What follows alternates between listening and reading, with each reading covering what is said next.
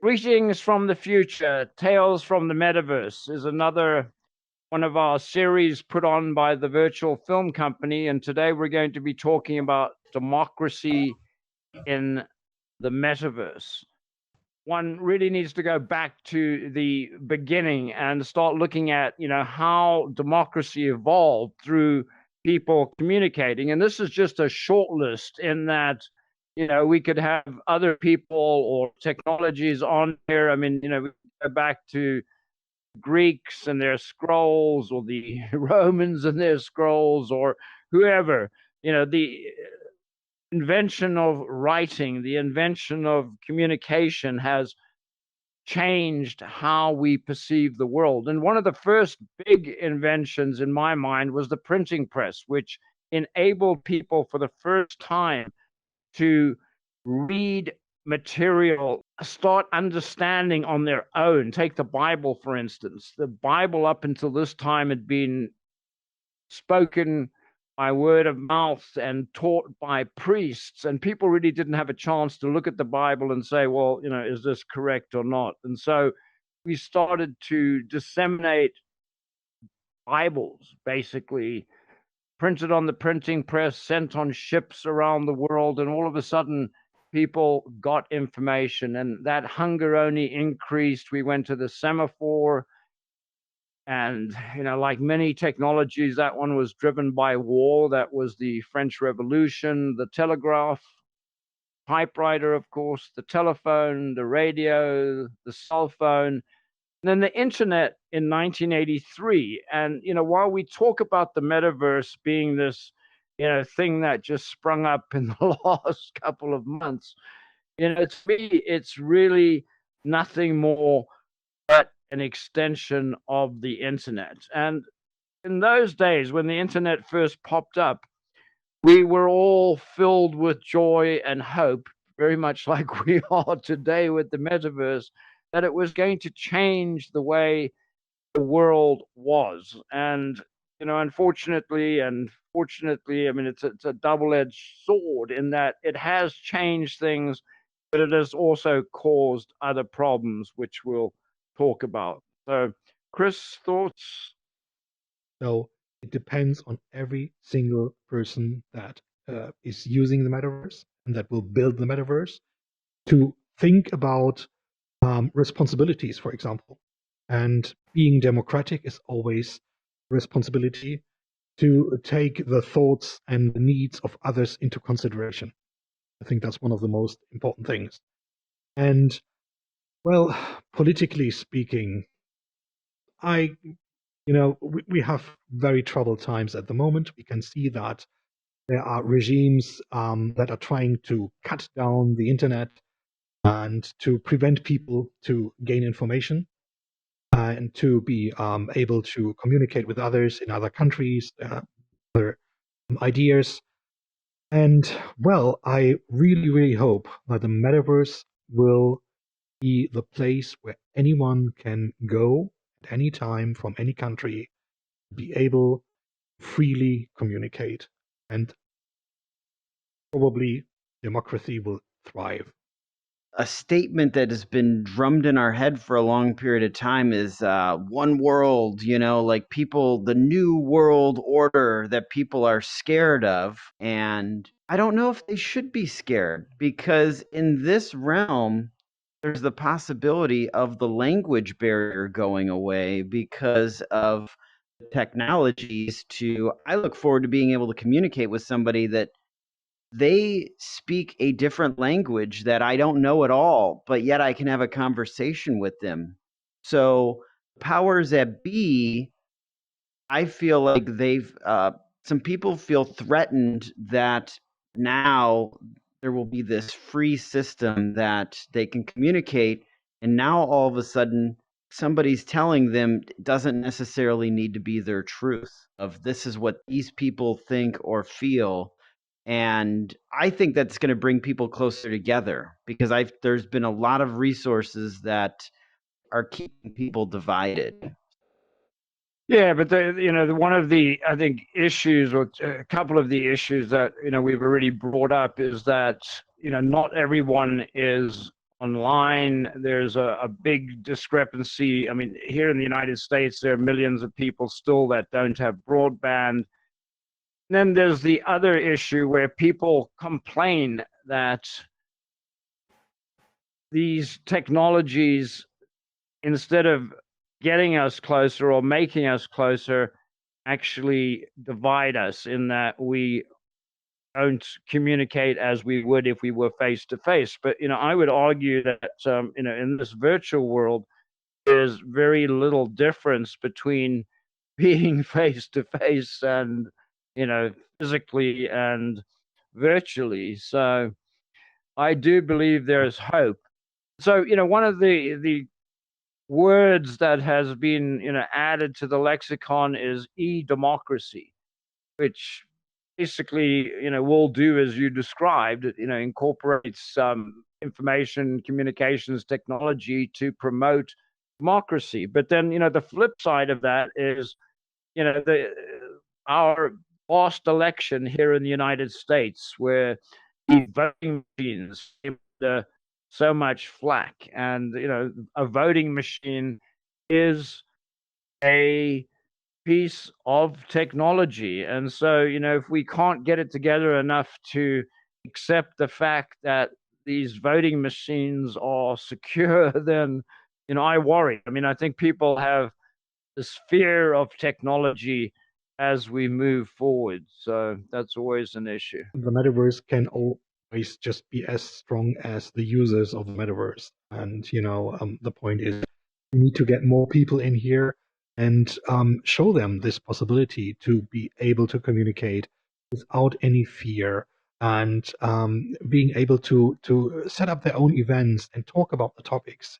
If they want to talk about democracy or the freedom of speech or whatever, just enable other people and let them share those ideas, because sharing ideas and cooperating is the most important thing that makes a democracy really go forward in the end. And anything that is restrictive, well, hopefully will not be as problematic as in the real world. Yeah, that brings up a question that continues to be asked, or was asked, when the internet was the focus, is who owns the internet? And as you say, it's owned by large companies that own the media, the switches, everything else that makes the internet go. And I think some people have the idea that the metaverse or the internet exists apart from all of this, and somehow it all flows through the air magically. It doesn't. And so whatever we say, until we can come up with a system that is owned by people and doesn't depend on company influence or government influence, we're pretty much going to be stuck with the ability of industry, government, and others to cut out the internet. And I think a good example here, recently, with this Russian Ukraine invasion, we've seen both the United States and the Russians start banning services such as Facebook, Instagram, as an attempt to, it all comes down to propaganda. So, the Russians don't want to see something on Instagram that says 10,000 Russians were killed in the war so far. And, they're also trying to get revenge against us here in the United States. In fact, there's actually a warning out right now that the Russians are stepping up their cyber attacks against the US. So, it's very possible that we will see outages. In fact, I mean, we have, over the last couple of days, seen some strange outages, which I wonder about. For example, Google Maps and other Google services went completely down. Yesterday or the day before, Apple had a similar problem. And so, the other issue here is that you can't always rely on it being there, until, again, we come up with a methodology or a system where it doesn't depend on throwing a switch or, and I don't know what that is. I really don't. So it'll be interesting to see as we evolve. Eric, thoughts? I mean, these are heavy topics where what is being shared and not shared. And I think it's a perfect example of how the internet is just as powerful. You can shut certain things down, but people are still going to see certain things. So I do feel like we are in an age where it's very interesting how the powers that be, you can pay extra money to have your story promoted and stuff. So you're still battling these algorithms that they don't talk about, which is the AI. You know, they could be used for you or what people would be called against you. I would like to have more control over what I'm seeing over what I'm not seeing.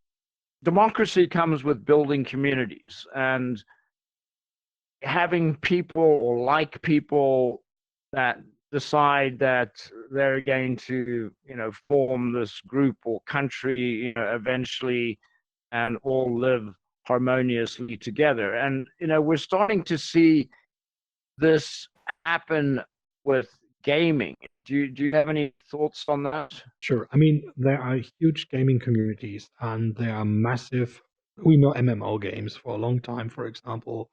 And for sure, if a bigger structure is coming together, always need a way how people can interact and who is making decisions. If you have a group of people that is gaming together, it's the big question how to organize it. You can make the classical top down and say, well, he's whatever kinds of the squadron leader or the person that started a group or whatever, and he has to say, and he's the administrator. We have that a lot in the gaming communities. And there's an administrator, and if he doesn't like a person, we'll kick it out. It's not very democratic. We have that in chat rooms, we have it in games, we have it anywhere. And for sure, we will see that also in the metaverse. If you again start a room, start an event, someone has to be responsible, and that means, yeah, okay, you have the right or the possibility to kick someone out or shut him down or whatever. Sure, you need that technical possibility because it's necessary for some people, but I think it's more the way of opening space in general to other people. That's the democratic way, instead of locking you down and saying, well, I'm making my talks just available for people that I know are in my bubble. They will reflect my ideas. They will always say yes to whatever I say because they think the same way. It is restrictive, and that is not very democratic in the end, because it's always in democracy the most important thing to hear the other side and to let them speak and to invite them and to have also a dispute if it has to be. Otherwise, you will not get forward. And this spirit, you need that also in the metaverse. In the metaverse. When you talk gaming, you do have the shooter games. So it's like somebody kind of builds this is their persona. They're a killer. When they come into this world, I mean, that is what they do. They're like whether it's Grand Theft Auto or something like that, look out for this person because they take people out. And then I feel like there's a whole realm for that. But then there's also just the social people. Like, let's say I want to just go out and dance with people, or the whole magical realm as well. I feel like this is going to be interesting as far as how you could build characters that would reflect who these people are and what they stand for and what they do, and almost like when you meet somebody, they are who you want to present them as. And I feel like in a democracy, that is going to be definitely a way people could be presented here. 'Cause that could be just all some people want to be, and there could be some more complicated characters here as well. And creating those filters and then places that everybody can exist in. So um, it's definitely going to be interesting. I feel like gaming needs to just get away from so we're going to shoot and kill somebody. There's just so much more to it than that. That I feel like it is lessening that experience. It doesn't always need to be that. Yeah, I I mean mean, the shooting and killing part, I don't agree with. But you know, if you look at worlds like Sandbox, for instance, where you know I think that that's the best definition I can come up with, or best example rather, of a metaverse game that is leading to democracy, because you not only have the gaming component to it, where you can build games where you know people can destroy each other, which isn't a whole lot of fun for me to watch, but people do enjoy that quite a bit, unfortunately.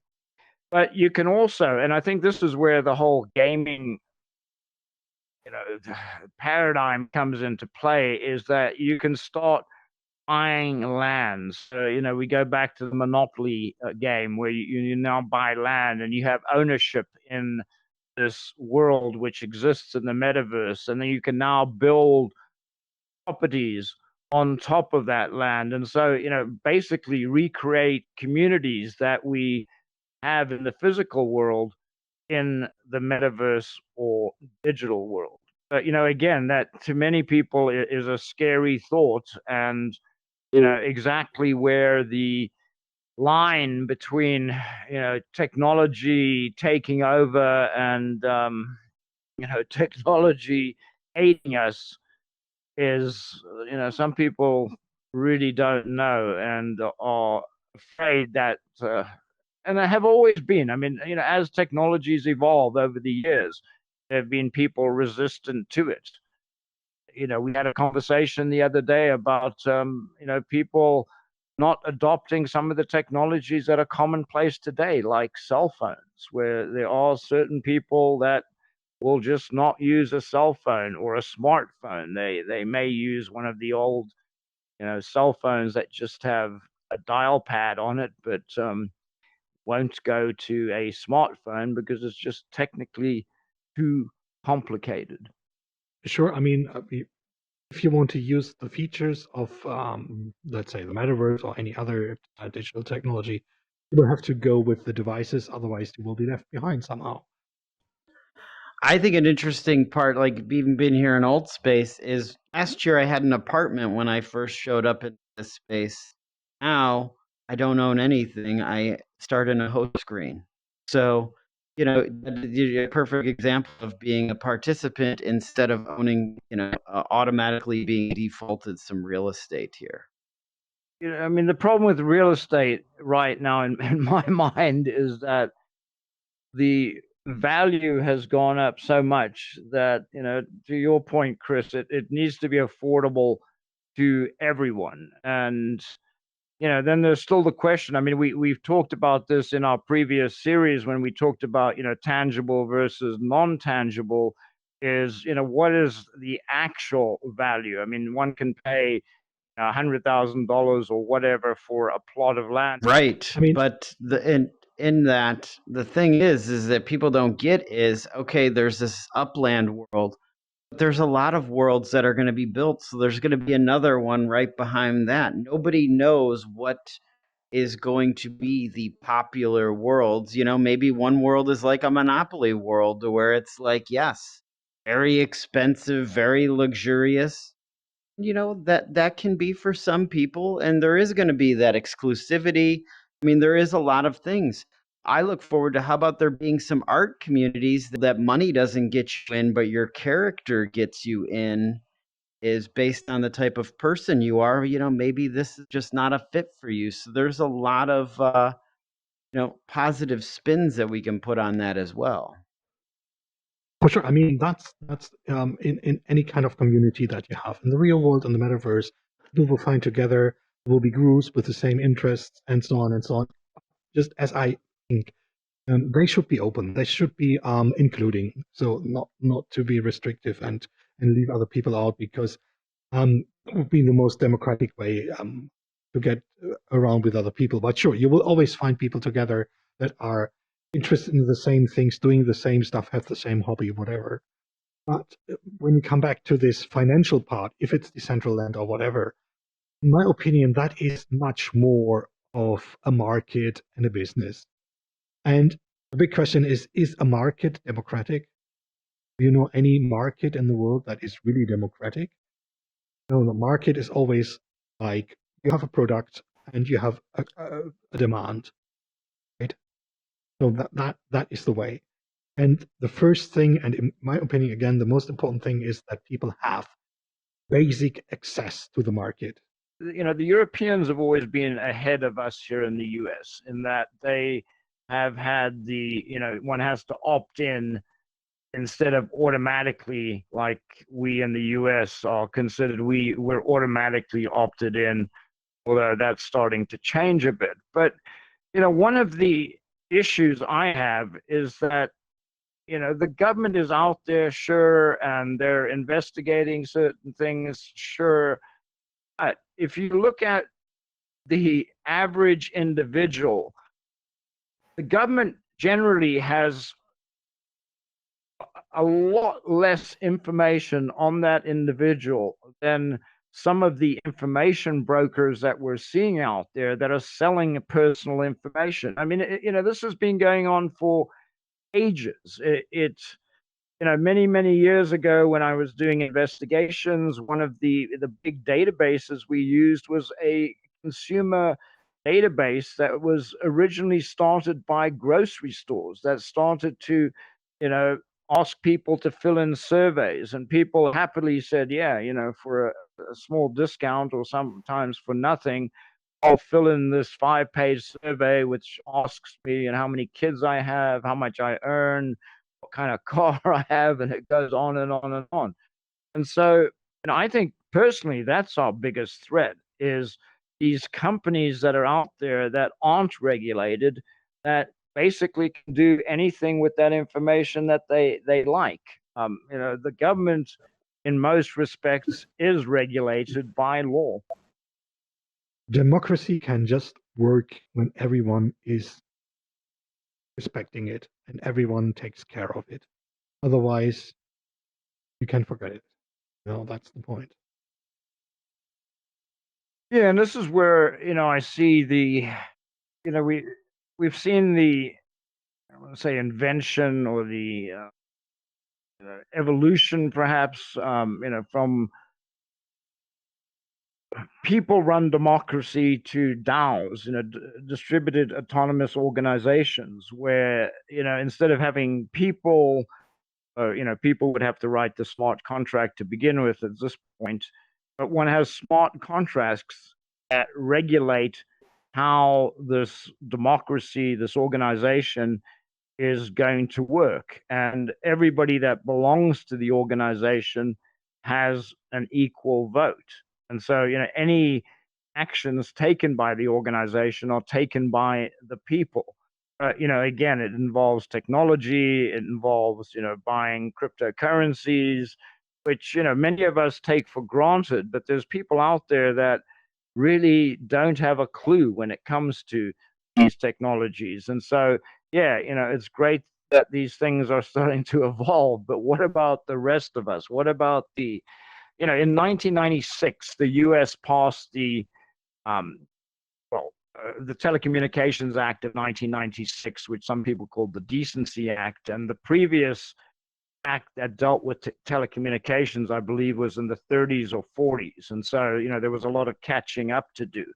But one of the aspects about the 1996 Act was something called universal service, where the goal was that everyone would have connectivity. And, here we are in, 2022, where, again, people don't. And so, to make this reality in the metaverse, and I use the metaverse, as this, very encompassing term where there really is no set thing that it means. Everyone has to have access to, hardware, software, and most importantly, connectivity. because without the connectivity, we're going to be doing a whole lot. Technology takes a while to trickle down to get everywhere. I mean, as much as we are cycling through all of these cell phones, sometimes I wonder, is our technology being passed on and now this has become something new for people who the society is not as technologically advanced?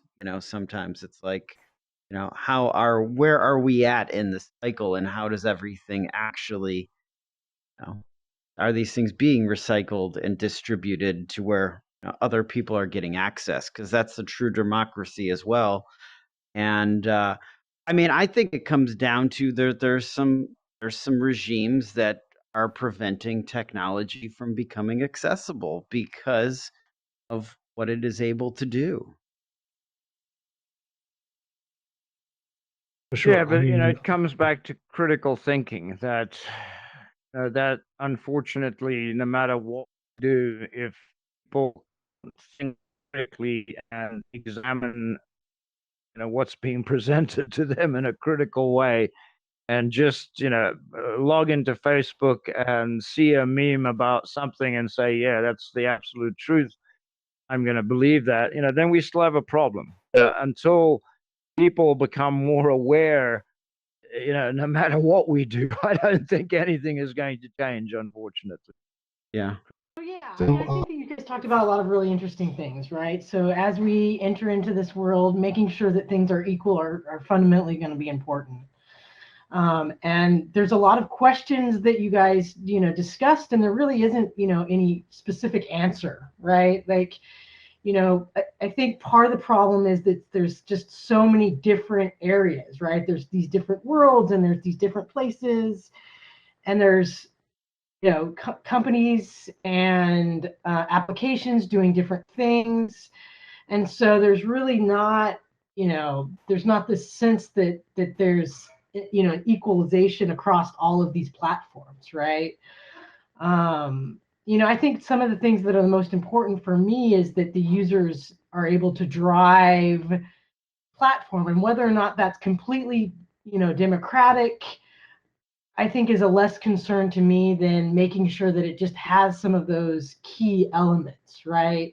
And part of that has to come down to power, right? So for instance, just I'll use Altspace as an example. The company could potentially do whatever they want, but the user still can drive some of those things, right? Like, at the end of the day, if we, as a community didn't want something, we could maybe rally together and get things to change.